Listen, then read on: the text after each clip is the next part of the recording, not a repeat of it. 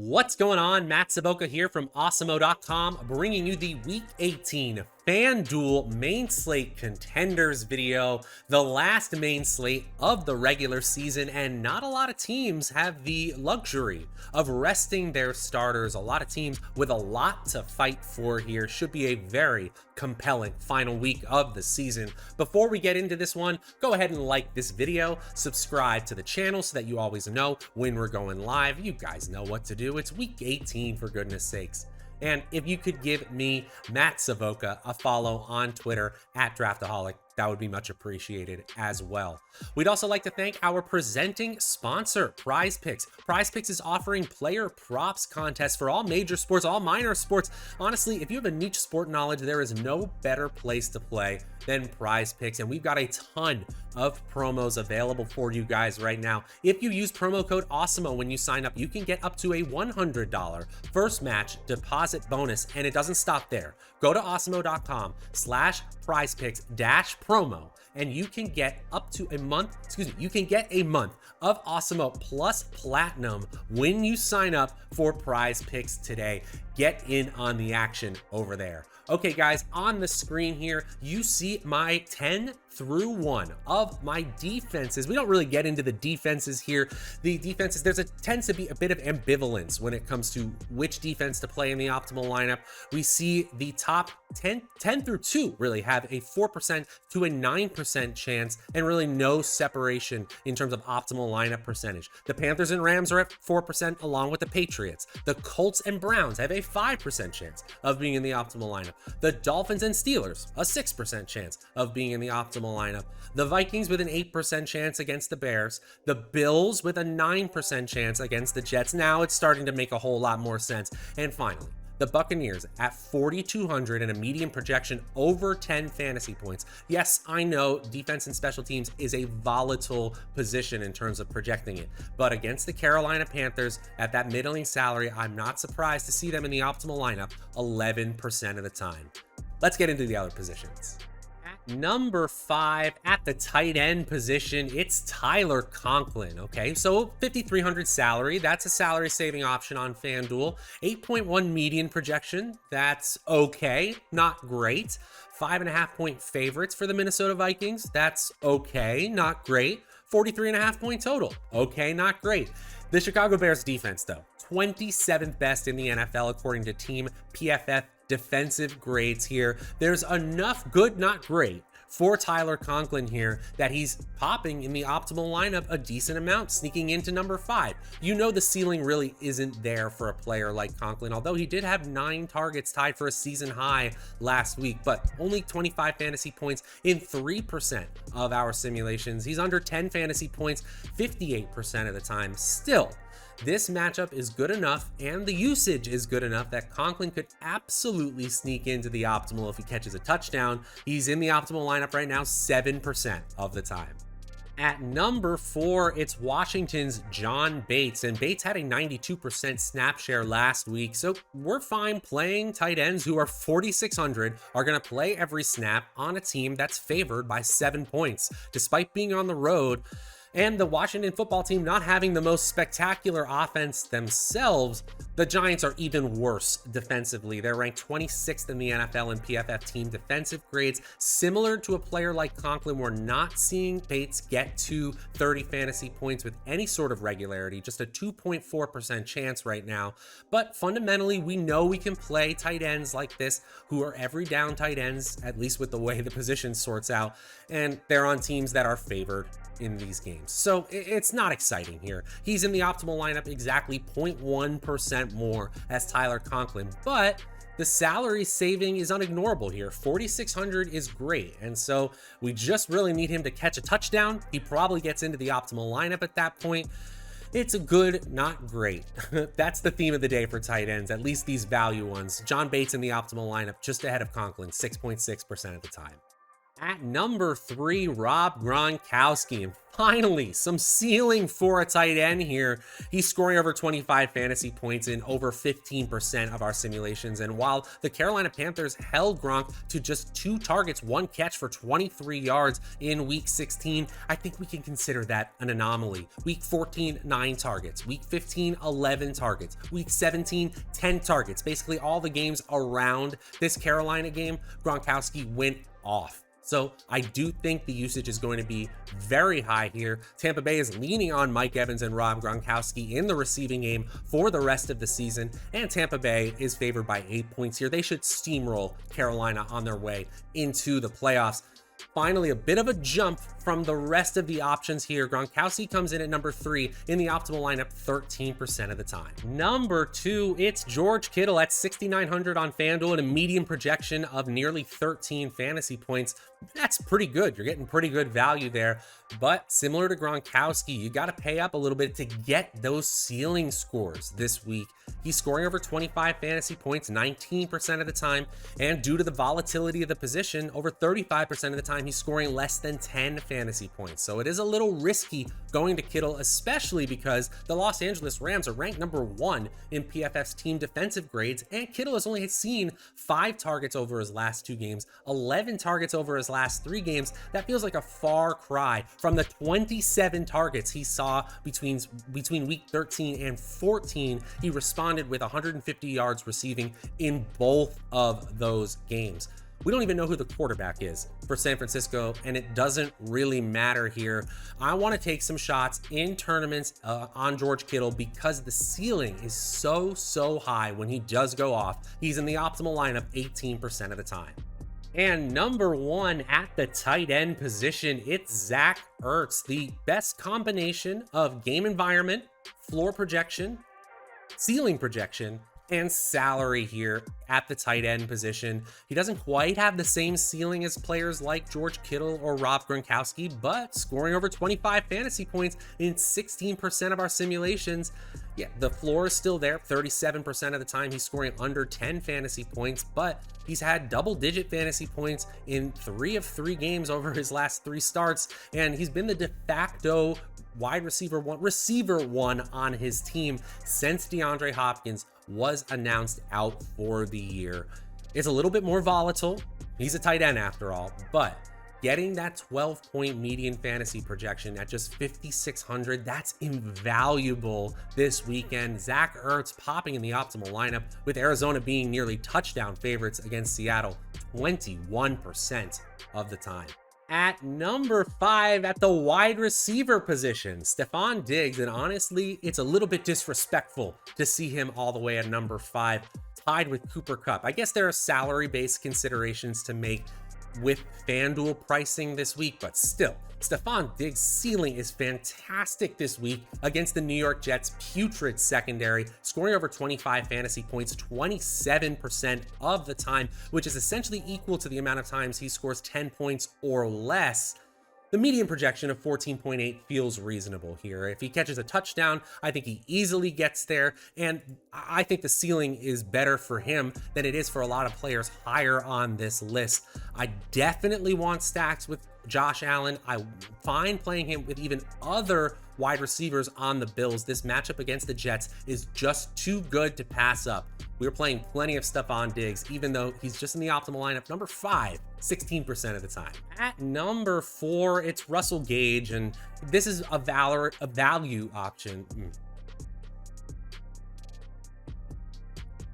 At number 4, it's Russel Gage, and this is a value option at 5,700, and we assume that basically Gage is walking into the number 1 receiving role in Atlanta right now because Kyle Pitts is expected to be out, but the ceiling is nothing like players like Diggs or Kupp below him in our value rankings. So yeah, we're seeing 25 fantasy points in 7 to 9% of our latest simulations, but Russel Gage is a super volatile play. I think you can avoid him in tournaments, maybe large fields you can play him.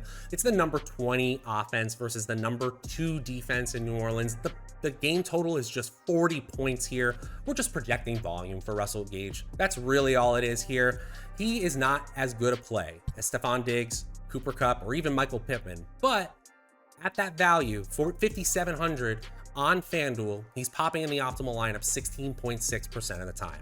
At number 3, it's AJ Brown, and AJ Brown had kind of a down week last week, just 5 targets, catching 2 for just 41 receiving yards, but he had 91 air yards, which is impressive unless you compare it to the week before when he had 16 targets, 11 catches, and over 200 air yards. And that is absolutely in the range of outcomes here for Brown against the Houston Texans defense that is 29th in PFF team defensive grades. We see an essentially equal chance of AJ Brown getting 25 fantasy points as under 10 fantasy points. And I think the ceiling is quite likely here, a median projection of nearly 15 fantasy points for Brown.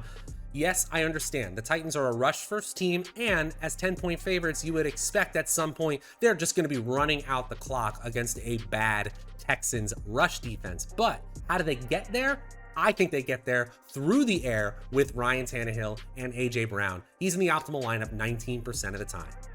At number 2, it's Justin Jefferson. Yeah, Justin Jefferson is awesome. He is number 1 in routes run, and he's number 3 in targets, number 3 in target share, number 1 in air yard share, number 1 in deep targets. I could go on here. He's number 4 in fantasy points per game in a season where there have been a ton of wide receivers blowing up all around him. An incredible second year after an amazing rookie year last season. And now he's finishing his season playing the Bears' putrid secondary. They are 27 in PFF's team defensive grades, and Minnesota has vowed to play their whole starting core the whole game here despite being eliminated from playoff contention. Over a third of our simulations, 35.9% of our simulations to be exact, have Justin Jefferson scoring over 25 fantasy points. That tells you all about the ceiling you need to know in this matchup. And while there's some natural volatility based on his position, I think he's getting to at least that median projection of 16.5 points. At 8,500, the salary is steep, but Jefferson is in a smash spot in the optimal lineup a fifth of the time in our simulation. And at number 1, it's DJ Moore. We can't pass up the value here. The opportunity is going to be so high for Moore. 8 targets a week ago, but that's not even good compared to his last few weeks. 11 targets in the 2 weeks before that, 10 targets in the 2 weeks before that. We think Sam Darnold could absolutely pepper Moore with opportunity here against a Tampa Bay Buccaneers defense that ranks below average in schedule adjusted fantasy points allowed to opposing offenses. So I think it's generous to call Tampa Bay the 9th best defense in PFF team defensive grades, at least not right now. I know Carolina's offense is atrocious. They're the 2nd worst team in the NFL in PFF's team offensive grades, but still, 20% of the time, DJ Moore is getting over 25 fantasy points. He kind of needs 2 scores to get there. When you have that kind of floor and ceiling combination, and then you're talking about a salary of 6,100, you can understand why he is the value play that the computer is prioritizing in so many simulations. He may not have the best ceiling. You may want to prioritize other players in your tournament lineups, but DJ Moore is popping in the most optimal lineups 22% of the time. To the running back position, number 5, Sony Michel. Sony Michel is expected to be the workhorse running back in a game with a decently high 44.5 point total. The Rams are favored by 4.5 points, and we've seen over 20 opportunities for Michel in 3 straight games. They actually had 20 opportunities 3 games ago. I digress. He's getting used plenty in this offense. In 26% of our simulations, he's scoring 25 fantasy points. That's pretty darn good. I know San Francisco is ranked 8th in PFF team defensive grades, but they've got some holes in the defense all over the place. The secondary is one of their weak spots, but I think if the Rams pass plenty in the first half, they're going to be leaning on Sony Michel to run out the clock on this game and this season in the second half, which means that he could easily rack up the touches and the usage here. Sony Michel popping in the optimal lineup 14.3% of the time. At number 4, it's Dalvin Cook. Dalvin Cook playing the Chicago Bears. I think Minnesota wants to make a statement here with the level of talent they believe they're at, even though they're eliminated from playoff contention. Dalvin Cook talking earlier this week publicly about how he was planning on playing hard for the entire game here. And if he does, he'll pay off at that 8,700 salary. We're seeing a median projection of nearly 19 fantasy points. We're seeing him get over 25 fantasy points in 43% of our simulations. And there is a distinct advantage in terms of team PFF grades, offense versus defense here. And we don't expect the Bears to put up much of a fight with Andy Dalton under center here. There is some shootout potential though. With Minnesota struggling defensively, that could actually lead to some back and forth here where Dalvin Cook may be needed through the air. We know what his efficiency is like when he gets the ball in his hands. We don't care if he gets usage through the receiving game or through the rushing game. We just want touches here, and we'll get them in spades. He had over 30 opportunities in 2 of his last 3 games. Not surprised to see Dalvin Cook, even at 8,700 in the optimal lineup 17% of the time. At number 3, it's Nick Chubb. Cleveland Browns are favored by 6 points despite starting Case Keenum this week instead of Baker Mayfield, already ruled out. And that's essentially because on Cincinnati, they're starting not Joe Burrow, but Brandon Allen. And in the backfield, they're starting not Joe Mixon, but Samaje Perine. And so we think that Cleveland can control this game, even though there's no expected points, essentially. 38 is the Vegas total. We want to play running backs who are getting 20 opportunities and are 6-point favorites, even in this middling matchup. And at 8,200 in salary, Chubb, at least when healthy, can absolutely break this game wide open. One thing I will say is that we might see Chubb sit in this contest. He definitely didn't look 100% last week, but these are the projections if he does play. Obviously, this is just Friday afternoon Eastern time that we're recording this, so we don't know here, but the way that Vegas projects this game script, Chubb could dominate here. He's in the optimal lineup 22% of the time. At number 2, it's Jonathan Taylor. I'll keep this short and sweet. He's really, really good. He gets a lot of touches, sometimes through the air, but it doesn't really matter because he's favored by 15 points against the Jacksonville Jaguars. He's scoring 25 fantasy points in 2/3 of our simulations. If at all possible, pay the $10,200 in salary for the security, safety, and ceiling of Jonathan Taylor. My goodness, he looks like a good play this week. And at number 1 at the running back position, it's that value option, just like at wide receiver. We're expecting 20 plus opportunities for the Washington football team's Antonio Gibson. Missed last week on the COVID-19 list, but when your team is favored by 7 points, even on the road, we're interested, especially in that running back who's 6,800 and has some pretty decent talent when healthy in Antonio Gibson. Now, he's a little beat up, he's got a hip injury, but doesn't look like he's going to miss this game. In nearly 1/3 of our simulations, he's scoring 25 fantasy points. That's not the same as 2/3 of the time like Jonathan Taylor, but the median projection compared to salary-based expectation and the talent level is good enough for Antonio Gibson to sneak into the optimal lineup just a few percentage points more than Jonathan Taylor. At that number 1 spot, basically by a technicality, is Antonio Gibson this week. And finally, the quarterback position. Yeah, in the middle section here, you're going to see a bit of ambivalence, almost like the defense, but at number 5, Ryan Tannehill, 7,300, 19-point median fantasy projection. If you listen to my matchups show, you know how I like to talk about projection compared to salary-based expectation. That's all this is here. The Houston Texans are really bad defensively, 29th best in PFF's team defensive grades here. Tannehill has a 25-point game in him, 46% of the time here. I'm fine with that. The floor is pretty good as well. So it's not my favorite. I want to get to premium salary quarterbacks if I can, especially if I'm stacking. But Ryan Tannehill, maybe pair him up with AJ Brown. Not surprised to see him in the optimal lineup 7% of the time. At number 4, it's Tyler Huntley, announced as the starter for the Ravens once again. And Huntley is a middling option, of course, but the salary compared to the projection is what we like here. 20 fantasy points at 7K. Yeah, he's going to pop in the optimal lineup plenty here. And he's actually supported wide receiver ones, tight end ones, and Mark Andrews. So even the pass catchers don't necessarily get so much of a demerit here.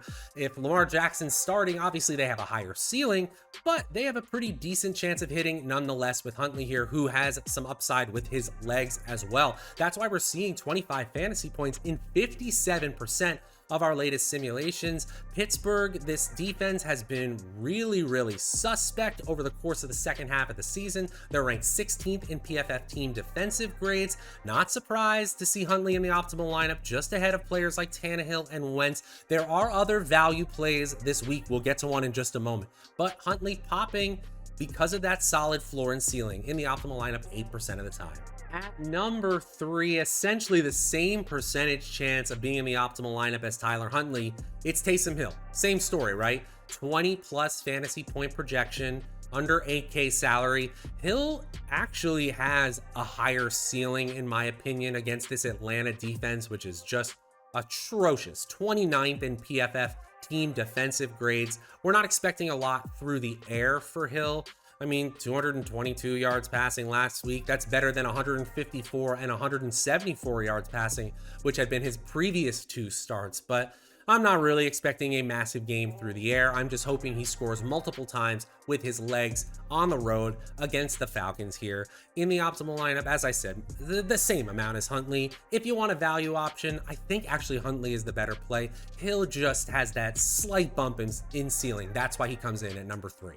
At number 2, it's Kyler Murray, and now we're at the premium tier at quarterback. Not surprisingly, we're seeing the ceiling scores of these players compared to the rest of the field just dominate.